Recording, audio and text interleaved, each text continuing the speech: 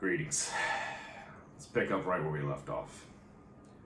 So now there is the attack and the hunt for a deed. Before we do, I just want to get a little background on a deed and why he was in the position he was in. This is from Me Against My Brother by Scott Peterson. It's a really good book if you get around to reading it. This is from Peterson.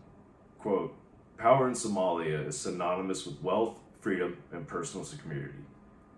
The epitome of that power and its use was General Mohammed Farah Aidid, warlord par excellence by the Somali definition. He was a strong man with a military sense of purpose and decisiveness. Aidid took over from Said Barre as chief of police in 1958. In the 1970s, Barre came to know of Aidid's own coup plotting against him and locked him away for 7 years. Rehabilitation came in the 1980s when the general was sent a safe distance to India as ambassador. Then his own clan, Habar Jadir, called him back to Ethiopia to serve as their father of war, to head the armed rebel movement against the Barre regime. The joyful exhilaration of battle never left him. Aidid had the best claim to power. He toppled the hated dictator, so he had popular support well beyond his clan, and his clansmen inherited a sizable portion of Barre's stockpile that had served the third largest army in Africa. But first, he had to prove himself the undisputed leader of Somalia." So that's Aidid. That's where it's kind of where he rises to power. He essentially was a camel herder, and that was seen as being above, a farmer or anything. They revere camels in Somalia for obvious reasons. When you have a car nowadays, you don't realize how valuable livestock and riding a camel or something that can go a long time without needing water can be. But this is a man who, had he not been a warrior in, the time he was born, any other time throughout history, he would have been a warrior. That's just who he was. He loved battle. He relished in it, and lucky for him, he was born during a chaotic time, and he was the one sitting on the stockpile of weapons. So that's a deed. And so he's sitting there on top of power. He signs this agreement that he really doesn't fully agree with, and so people start coming after him, and here's why. On June 5th, 1993, the UN suffered the worst losses of peacekeepers in decades when citizens at the Radio Mogadishu attacked the Pakistani force that had been charged with inspecting this radio station. They were accused at the radio station of holding on to ammunition and what sort, ammo and etc. And they were, more than likely. It's not like weapons of mass destruction type things. They had pretty good evidence that they were holding on to just regular old fucking guns there. And so that's why they were going to go in. But their people who were tasked with inspecting it, they were met with resistance because the Pakistani group was there to shut it down. They were to shut down the SNA Alliance broadcast, and that was the most popular means of communicating, mass communication was radio back then. Probably is today. I don't know. Internet's more popular. You never know. Most popular first media in Mogadishu. This was fueled by these rumors weren't unfounded. They had rumors coming in, and if you're doing something wrong, and then I know it's like your parents tell you, "We think you're smoking pot. We're going to check your room on Friday." You are doing what they accuse you of, so it's not unfounded. So you're going to react the way you act. Well, in this situation, the children had guns, and it wasn't pot; it was more guns. But they attacked the Pakistani force, and they were there to shut down their broadcast. The results varied, but 24 Pakistani died, 57 were wounded, 1 Italian was wounded for a reason, and an American was wounded as well. This led to outrage at the UN Council, and they called for the arrest of those responsible. And that blame gun was leveled at Adid and the targets that UNISOM believed were harboring him. Although Adid was named by the Pakistanis at the UN Resolution Council, the Resolution 837 meeting, the US removed the line, citing inadequate evidence, and put the blame solely on the SNA. After the resolution passed, offensive measures began to take place all over Mogadishu with the use of AC-130 gunships and helicopters. If you don't know what an AC-130 gunship is, look it up, they're pretty cool. This brought an end to aid work in the city, and the hunt for Adid began. So a show of force became present throughout the city, with helicopters from the U.S. and Italian forces becoming a nightly sight. Admiral Jonathan Howe, the U.S. envoy to Somalia, went on to announce via radio that an investigation will be taking place for those responsible, and appropriate steps will be measured out against them, and placed a $25,000 bounty on Adid's head. Well, the SNA, not to be outdone, they put a $1 million bounty on Howe's head. How do you like that, Admiral? So there was a July 12th conference, and in the lead up to that, things start picking up. So July 9th, prominent Somali leaders, including senior members of the Habar Jadir clan, and former Deputy Prime Minister, I'm terrible with these names, but Salad Hassan, met with representatives at the UN Secretary Howe. Howe was searching for a more peaceful means to settle the war between SNA and UNISOM. So at this meeting, headed by Hassan, who was to become the future president of Somalia in the year 2000, a decision was made to untangle the Habar Jadir from politics and leave it solely to the SNA. Also at this meeting, it was agreed that about 25-member Supreme Council would be created and elections would be held, the first one scheduled to take place on the 15th of July. Obviously, Adid disapproved of this. His power is hanging in the balance. The man who got power by being, he's the guy who was behind the coup, he had all the guns, he likes battle, he toppled a dictator, he was rehabilitated in prison, and so he doesn't want to give up power like that. Why would you? If you were him, why would you? Unless you wanted the best thing for your country. But he thinks he's the best thing for his country. Nevertheless, I digress. So Adid was tipped off a few hours prior to the meeting on what was going to transpire, and so he ended up not being a part of it. So this leads to Operation Gothic Serpent. So August 8th, 1993, Adid's militia detonates a remote-controlled bomb against U.S. Army vehicles, killing 4 MPs, and I was attached to an MP unit, and they don't deserve to die just because their ass... Nevertheless, again, I digress. They don't deserve to die. 4 people lost their lives in the first attack, didn't deserve to die. And then 2 weeks later, another bomb detonated, injuring 7 more soldiers. I don't know if they were all MPs. Let's not just throw MPs under the bus. And then a third attack injured 6. So they're escalating their violence. In response, President Clinton, that's right, the thumb, he approved Operation Gothic Serpent and deployed a 441-man task force known as Task Force Ranger. Adid was now in hiding. He was no longer making public appearances. He wasn't making speeches. If you heard anything from him, it was probably recorded. He wasn't sticking his head out any further than it needed to be.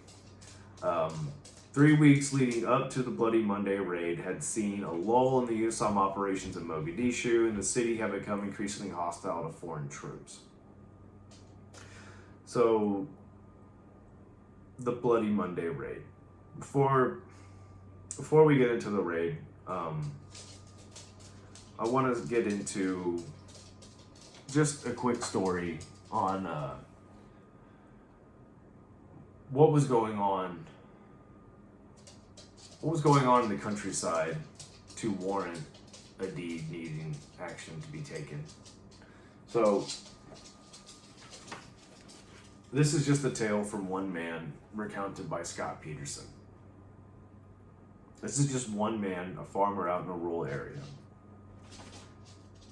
So, this is from Peterson, me against my brother. Quote, the tale of one family shows this depredation dynamic at work. Gunmen forced the family at gunpoint to reveal hidden grain caches. Hundreds of their cattle, sheep, and goats were confiscated, and 2 young daughters were taken to care for the livestock. A son was shot dead when he tried to intervene. The farmer, until that day a pacifist, vowed to kill his attackers, but the militia returned 3 days later to find that he kept 1 grain store hidden from them. To exact revenge, the gunman bound the farmer's legs and arms behind his back and, quote, kicked me around from place to place like a soccer ball, he recalled. The farmer refused to give in, but the gang head had other plans, the farmer said. He ordered his men to prepare a large fire and bring him a long knife. He put the blade in the flames until the knife became cherry red, and then ordered his cohorts to unbind me. He said that if I didn't talk within 5 minutes, he intended to put the burning blade to my genitals. The farmer cracked, and Bare's gunmen took away our last defense. Without food, like growing numbers in the region, the man tried to walk to Mogadishu. During those 2 weeks of hell, I lost 3 more of my children, whom I buried alone, away from the survivors, only using my bare, half-paralyzed hands, he said. The trauma spread among neighbors too. One woman told of her shock. I knew this gunman. He stole the grass I was cutting to make soup. I grew up with him and knew who he was. That's what hurts. The actions of the marauders gave Adid a chance to widen his power and to conclude unfinished business with Bare. I happened to be with him in September 1991 when he turned one Mogadishu elders meeting into a political rally using his military strength to win support. I had requested an interview, was led upstairs, and to my surprise was ushered into a bedroom. Adid was resting in a tank top, wore plastic sandals. We spoke, and then as we were finishing, I saw a peculiar preparation. Adid pulled on his shoes and buttoned up his shirt. Then, though this was to be a meeting with allies, the general removed the pillow from the bed, picked up a pistol that had been hidden there, and strapped it on, pulling his jacket over it. The meeting of the elders was held downstairs. The group told Adid gory tales of the war they were losing in the interior to the west. Baidoa had fallen to Bare's ravaging militias, and further losses could threaten the capital. Adid listened to their appeals and calculated his advantage. The enemy come and cut off women's breasts and bury men alive, pleaded the first elder. His beard was dyed dark red, dyed with dark henna, and he wore a squarish skull cap to denote his rank as elder. There is no government, so we come to you for help. We run from Daidoa because we have no army. Otherwise, we would fight and destroy them. These farming clans were usually despised by arrogant camel-riding nomads like Adid. Taking this into account, the bombast increased. We know that you, General, are the only one in Somalia ready to fight the enemy. You are the last Mujahideen, crowed a second elder. The assembly erupted with cheers of God is great. For them, the equation was simple. They had willing fighters. The general had guns. Together they should make war. This is my first time to see you, General, and I love you, shouted another man. The appeal was going well, so his voice grew louder still. You are the only one who can see the tricks of the enemy. We have just 300 men with guns. The only thing missing is more weapons and a good leader. If we can find them, all enemies in Somalia can be killed. The elders went wild. The warlord allowed a smile to flash across his face. His pistol would not be necessary.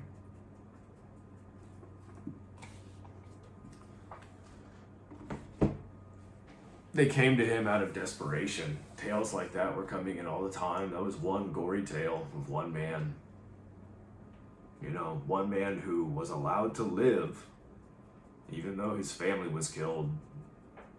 There's probably, thousands of other tales that weren't told because nobody lived. Nobody made it out.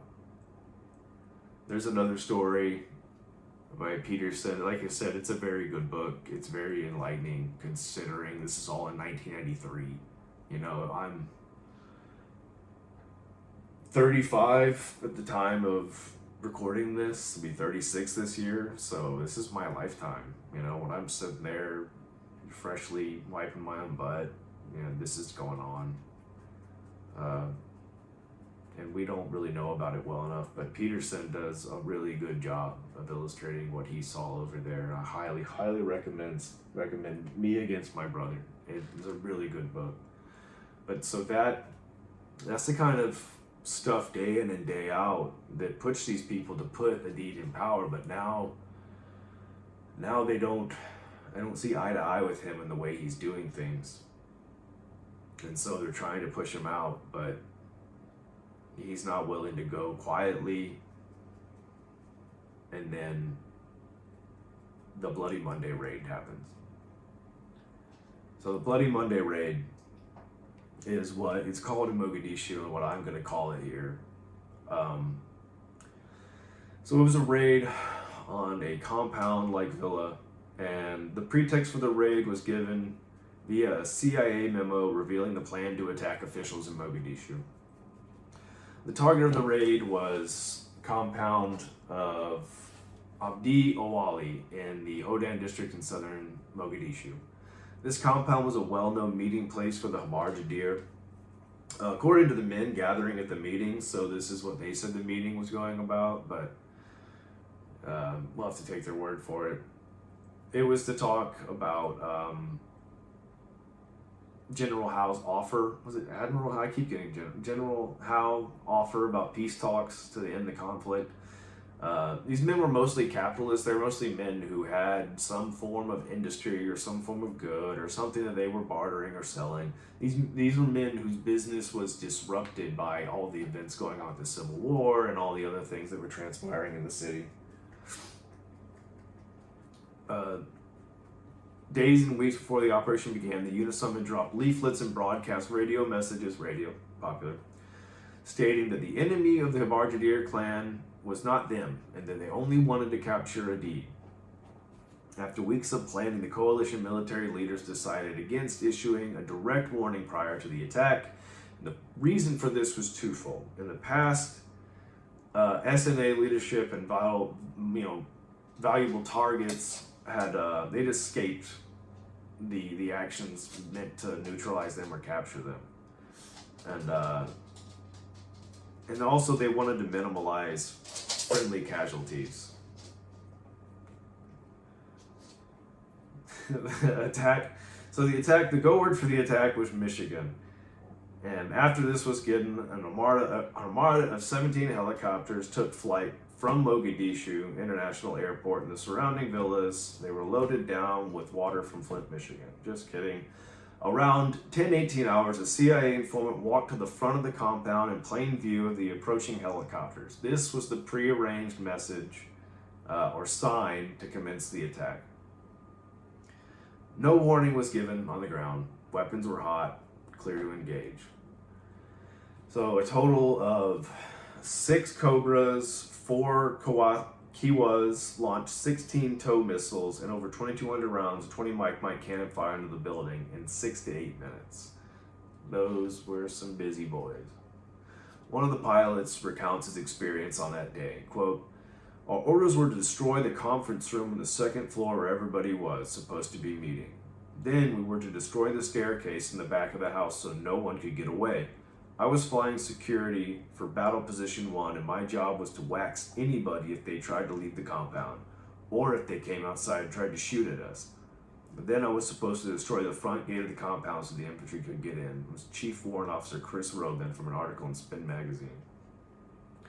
That was November 1993. That was pretty quick after, the events. What happened? It was like July 93, you're doing an interview with Spin Magazine. Pretty quick. So a tow missile is an anti-tank round. I think this deserves going into because when I would talk to people about this story, because there's people older than me that I was telling about this.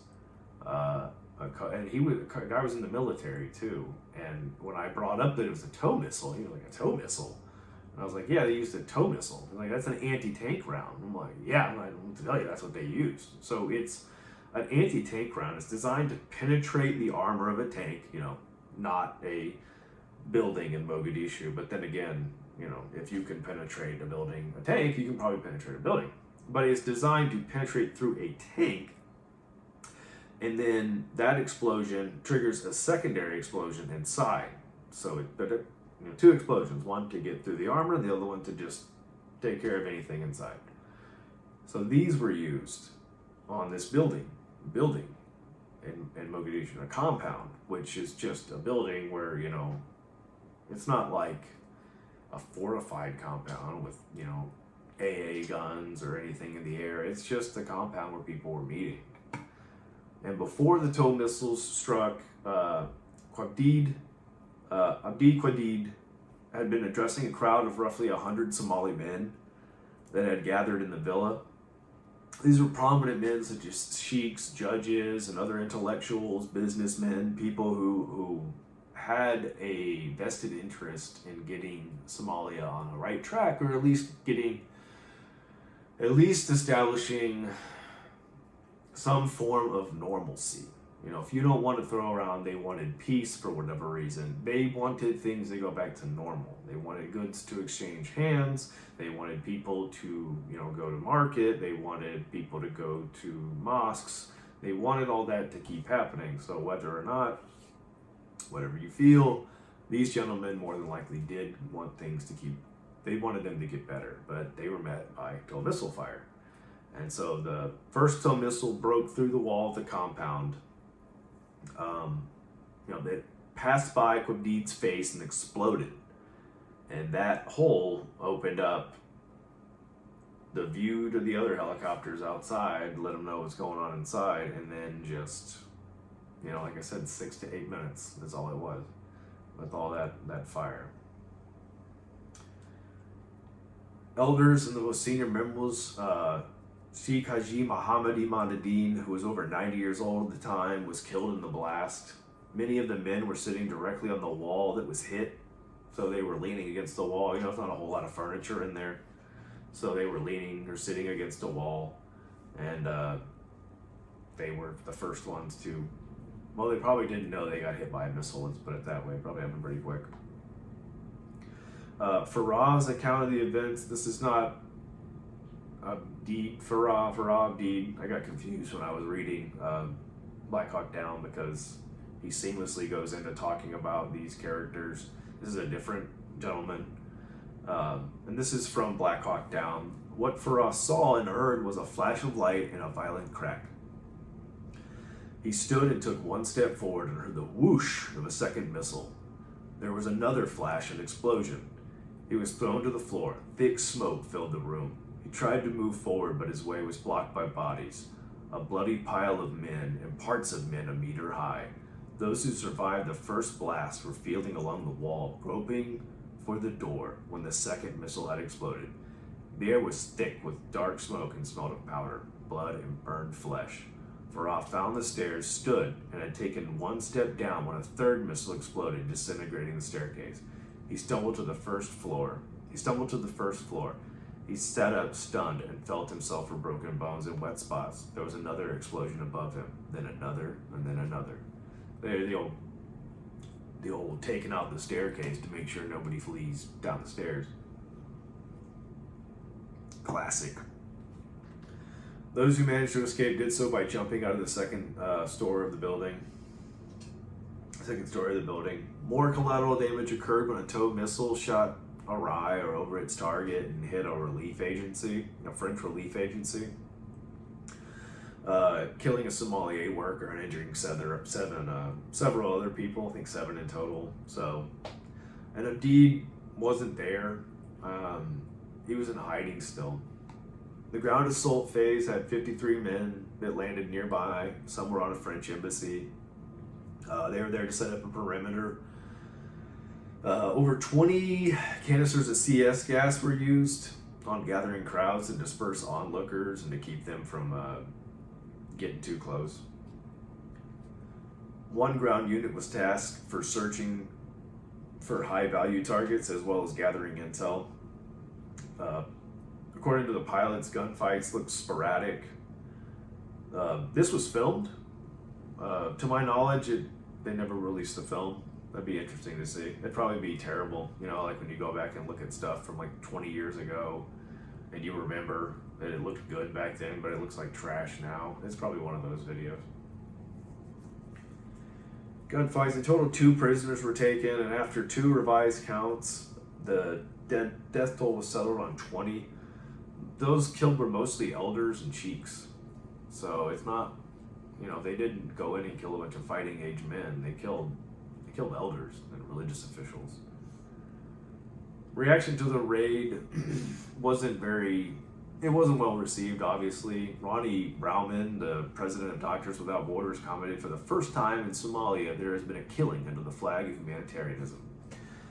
Western media picked up the news and ran with it in a negative light. Italy and the Vatican were kind of irritated. They ran with it, all peed off. Germany lost a journalist in mob retaliation, so they said they were going to send 1,600 troops, which was the first deployment by Germany since the Second World War. So you've done something to piss off people whenever you got Germany being allowed to deploy troops. I'm not sure if they were deployed. I can't remember. I didn't write it down. Not that it would have mattered. It was, not like they would have done much. Ireland demanded answers from the UN. British Prime Minister said that there was costing the lives of innocents.